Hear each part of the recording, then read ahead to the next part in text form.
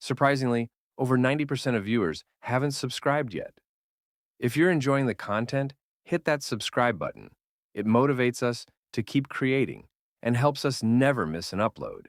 And you'll never miss a story again. I always believed that silence was a kind of strength. Not the passive kind that avoids confrontation, but the deliberate, steady silence that listens longer than it speaks. The kind that plans, waits, watches. For most of our 10-year marriage, I let Clara believe she was the center of our world. She had the louder voice, the flashier smile, the charm that could light up any room. People loved her instantly. She was magnetic. And me? I was the quiet one. Calm, thoughtful, predictable. The kind of man who people rarely remembered after a party, but always remembered to call when their roof leaked or they needed help moving. I didn't mind. I never needed the spotlight. I just needed the truth. Claire never suspected I noticed the small shifts in our marriage. The subtle way she'd sigh when I walked into a room, the fact that her phone was always face down, the sudden girls' trips with no photos and vague details. She thought she was clever. She thought I was clueless. But I noticed everything. I didn't confront her. I didn't scream or cry or beg. That was never my style. Instead, I started preparing, quietly, meticulously. It began 3 years ago on a rainy Thursday evening. I still remember the sound of the rain against the glass and the way Clara was glued to her phone, smiling at someone who wasn't me. That night, I started moving pieces behind the scenes. I opened a private account under my name and began shifting small amounts of money into it. Nothing suspicious, just a few hundred here and there.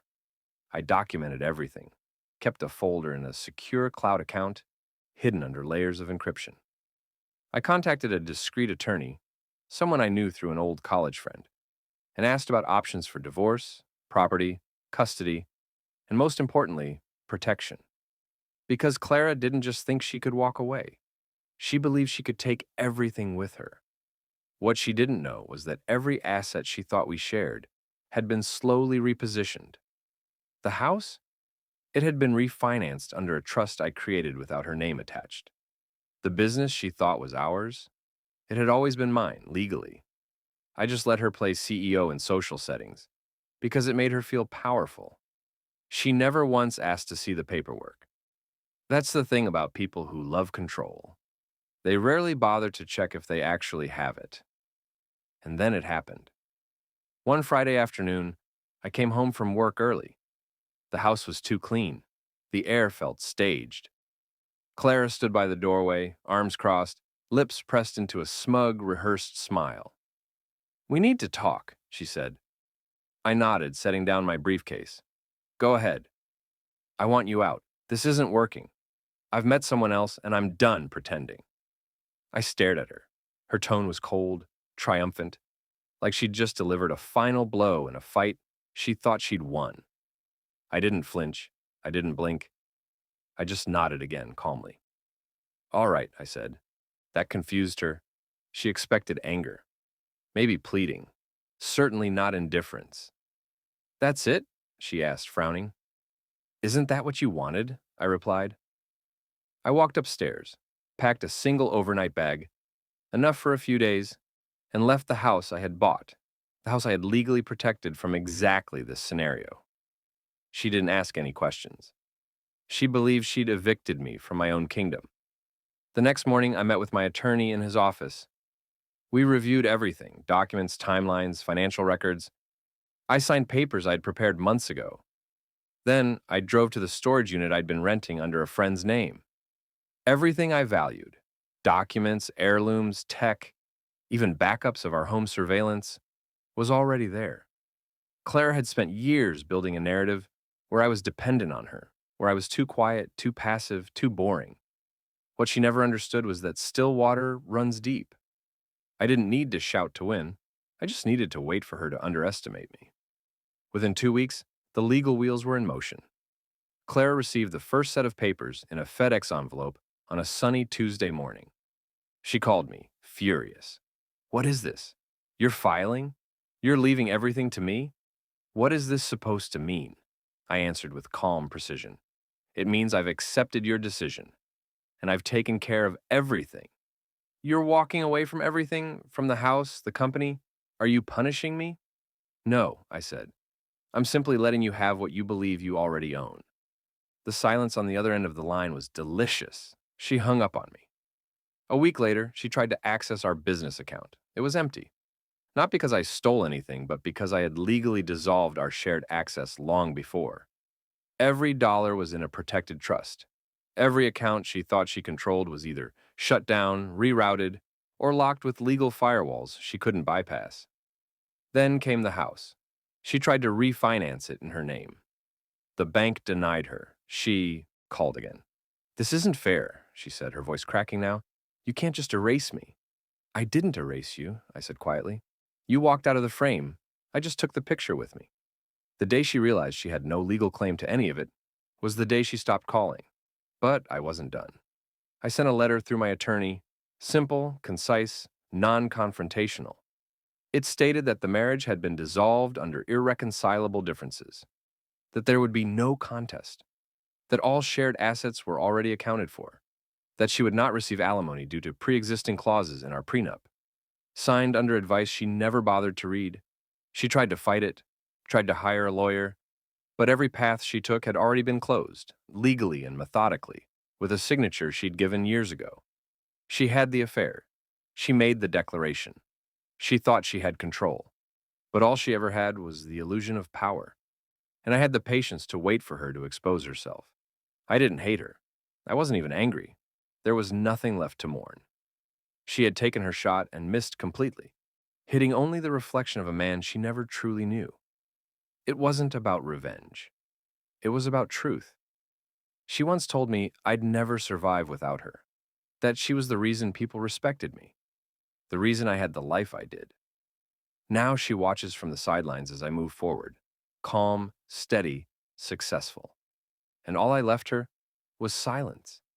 After the paperwork was finalized, I expected relief, maybe even peace. But what I felt was something stranger, clarity. Like I'd been walking around with a heavy fog clouding my vision, and suddenly the world sharpened. Claire had always been a master of appearances. From the outside, we were a golden couple. Her charisma, my stability. We hosted elegant parties, smiled for perfect pictures, shared stories of success and travel. But those were just snapshots, carefully edited and framed. Inside the walls of our home, the truth was quieter, lonelier. It wasn't until after I left that I realized how much space I had given her, how much of myself I had dimmed to make room for her light.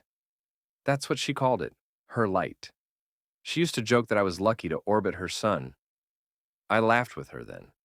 But deep down, even in the early years, I knew I wasn't orbiting.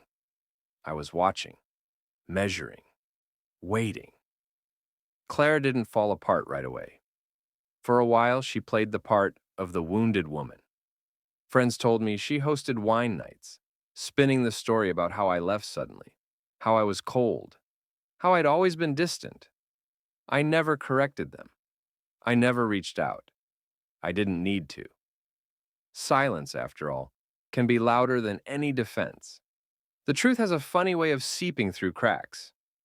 Our mutual friends, at least the ones I hadn't quietly distanced myself from, started noticing inconsistencies in her stories. How she changed timelines, how she left out key details, how her new relationship, the one she had claimed was her soulmate connection, started falling apart within weeks. Apparently, love built on betrayal doesn't have strong legs. By the third month, the messages started coming in. Not from Clara, but from people who once stood beside her. Quiet, probing messages, asking if I was okay, if I wanted to grab coffee, if I needed support. I responded to a few, not to explain myself, but to thank them. That was enough. The rest spoke for itself. Meanwhile, Claire's financial situation began to shift. At first, she tried to keep up the facade. She leased a new car, moved into a high-rise apartment that looked great on social media, and took weekend trips with the same man she had left me for. But without my steady presence, without the quiet infrastructure I'd built, her world was leaking at the seams. The man, as it turned out, was not the upgrade she thought he was. Within a few months, he left her. Some say he moved out in the middle of the night. Others say he was never truly living with her at all, just visiting until the excitement wore off. Either way, he was gone. And Clara? She was beginning to understand that charm doesn't pay rent. Then came the day I got the call, not from her. From her sister, Lena. We hadn't spoken in over a year. She was always kinder than Clara, more grounded, more perceptive. "She's not doing well," Lena said. "She won't admit it, but she's struggling. I think she thought you'd come back." There was a long pause before I spoke. "Why would she think that?" "Because," Lena said quietly, "she never believed you'd actually leave." I didn't ask for details. I didn't need to know how Clara was spending her days. I already knew the shape of that kind of unraveling. People who build their identities on illusions don't cope well with reality. I didn't gloat. I didn't celebrate. I moved forward. At work, I was sharper than ever. Focused.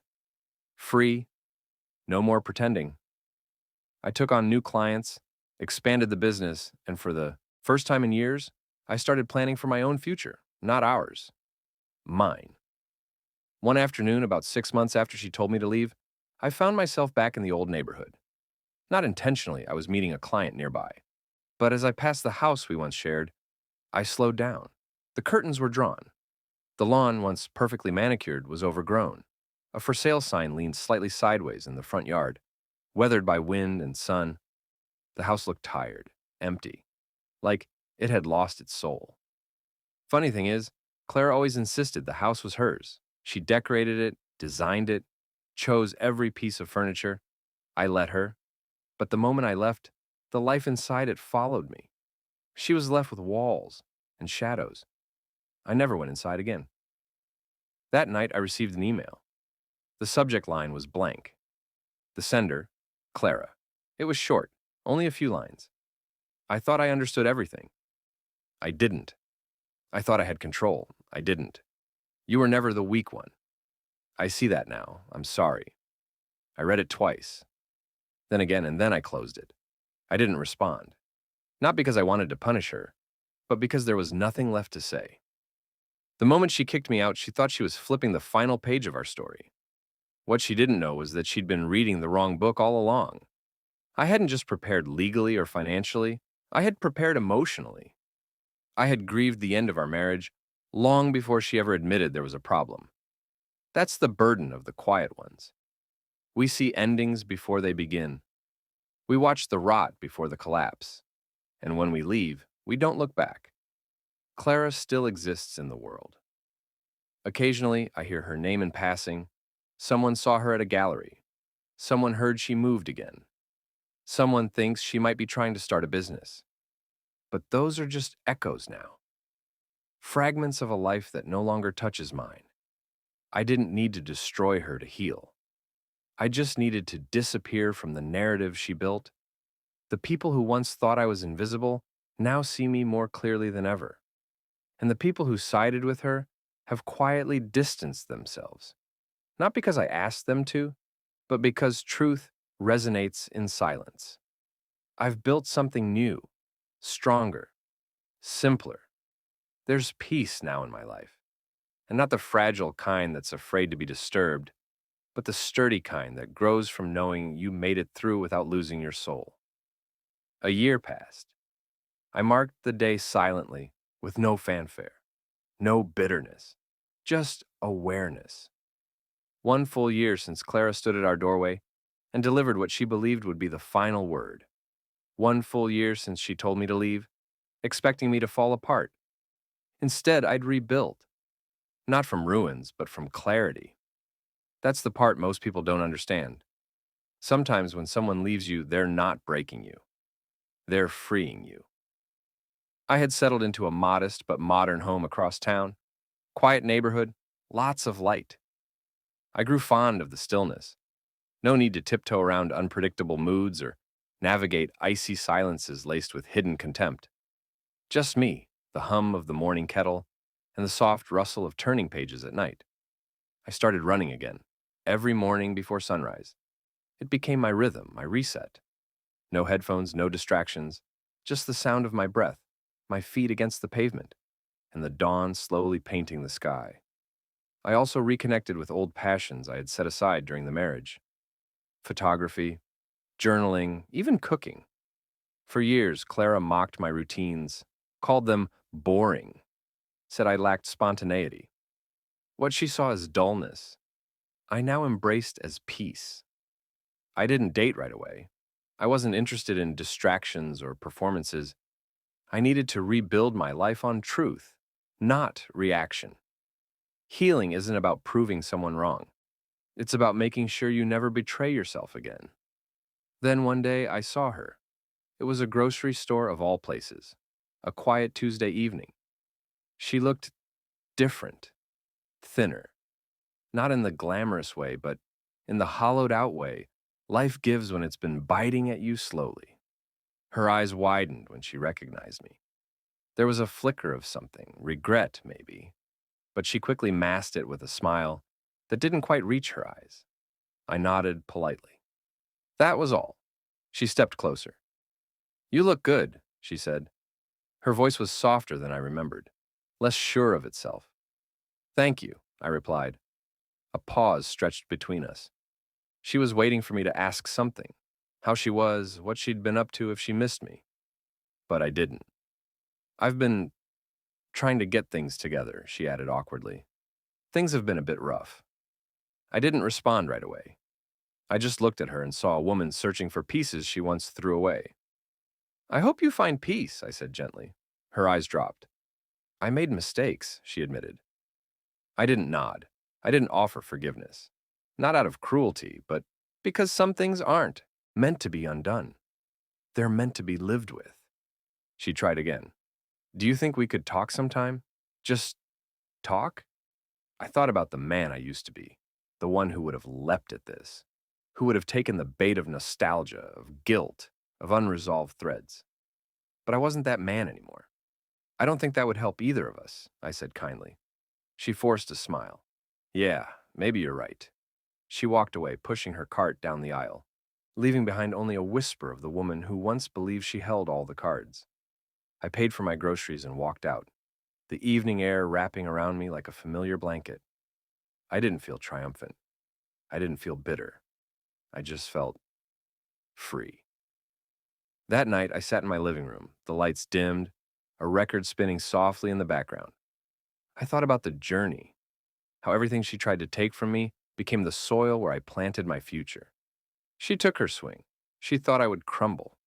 But instead of reacting, I had waited, planned, prepared. My silence wasn't weakness. It was precision. She played the game loud. I played it quiet. And in the end, the loudest sound was the door closing behind me. I never had to raise my voice. I never had to take revenge in the way she might have feared. Because true revenge, the kind that doesn't poison you in the process, is simply this: rebuilding your life so completely that there's nothing left of the version of you that once needed their approval. Now, when I look in the mirror, I don't see the man she abandoned. I see the man I became when she let go of the illusion. And I took back the truth, and that is how I won. Silently, completely, unapologetically.